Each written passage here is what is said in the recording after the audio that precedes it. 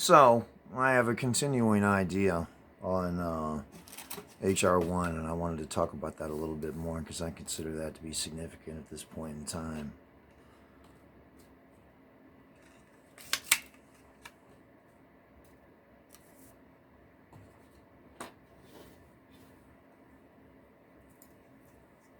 If we increase legal immigration limits and increase the flow of people into this country, that's a compromise. If we make the system easier for people to come to this country, that's also a compromise. There are things that can be done.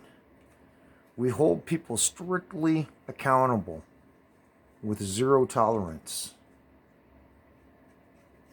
in naturalization court as a regular matter of law.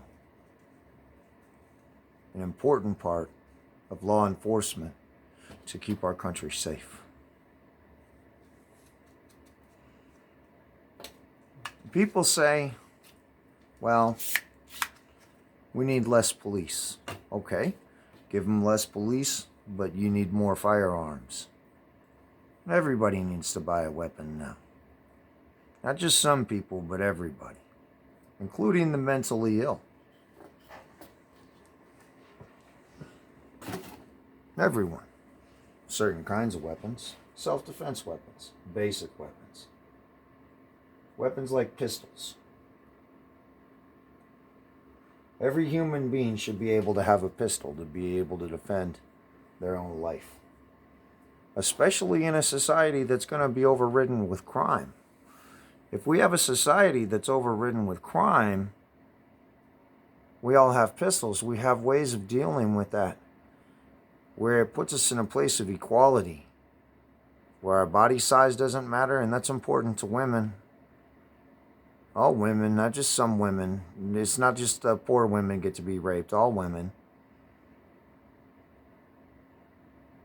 You know, it's an equalizer. A gun is an equalizer. Maybe everybody needs a gun now. If we're going to have less police, maybe everybody needs to have a gun. If we're going to arbitrate our own law, well, we should all be armed. You know, we can take approaches here where you lose one thing but you gain another. The idea of the covenant community in the suburbs, that can be enforced with neighborhood watch. And I'm talking about people walking your fucking streets with firearms if that's what it takes to keep your community safe. Walkie-talkies, firearms, walkie-talkies, outposts. Yeah, we can do that for our people to sleep safe at night if that's what's required. But they need weapons, all of them. So there's a new approach to all of that. And maybe allow felons to have weapons too. Go back and get rid of all that Brady Bill bullshit. Get rid of all of it.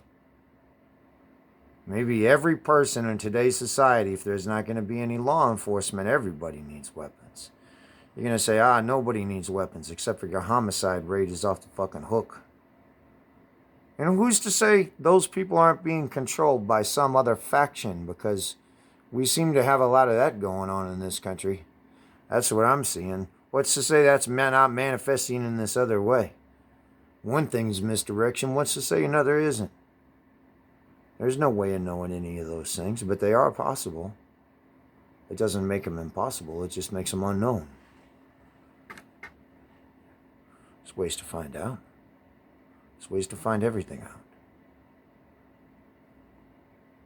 So this cancellation measure could be attached to HR1 with that new idea of how to federalize our system. You can say half the employees who worked for the federal they will have a choice.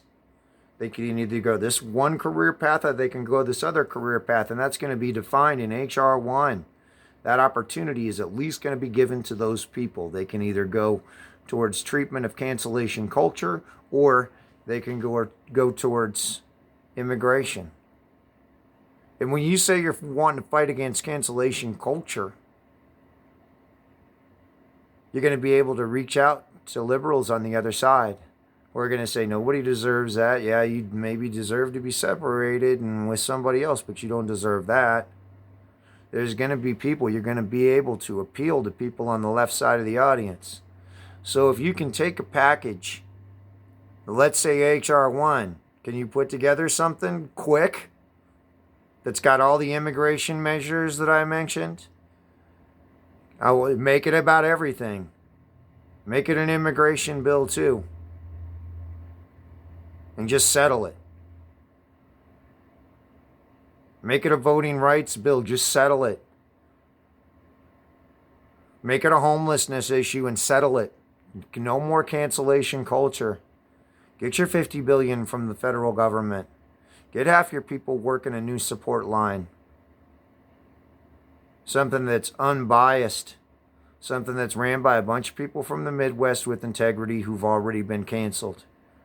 That has happened to them. So they're there as an empathetic voice with resources that the American people can finance in order to get them to where they want to be. And we just take care of that problem. And we do it by not forcing any compliance upon those people who have been canceled. And we need to be clear about that in the legislation. How about we give them something big, a big giant bill that addresses all of that stuff, and we do it fast. And then we tell them we want a commission. Not only the 9/11 commission, but we want to hear all the different opinions out there about domestic terrorism. And we make good TV all day long for a long time until we figure it out. I don't know, all this stuff is sounding, it's off the map, but isn't that where we are right now? We're kind of off the map anyways, aren't we? I mean, I see this having elements of social justice. It puts a pause on the racial engineering. That's not okay. We need to go back and look at what the Nazis did with that. We need to talk to people from the United Nations. We need people like that there too. Not just people from BLM. We need to look at what has happened with history. That needs to be presented to us. We need to talk to experts. We need to talk to psychologists. We need to talk to psychiatrists. We need to talk about human behavior. These are all things that Congress and the American people absolutely deserve before there's an offensive on your own people. All of us deserve a place to be heard. I believe that place is in Congress. So, I'm going to get to the news today. See what I can distill out of all of that. But these are the evaluations and analysis that I have in the current moment.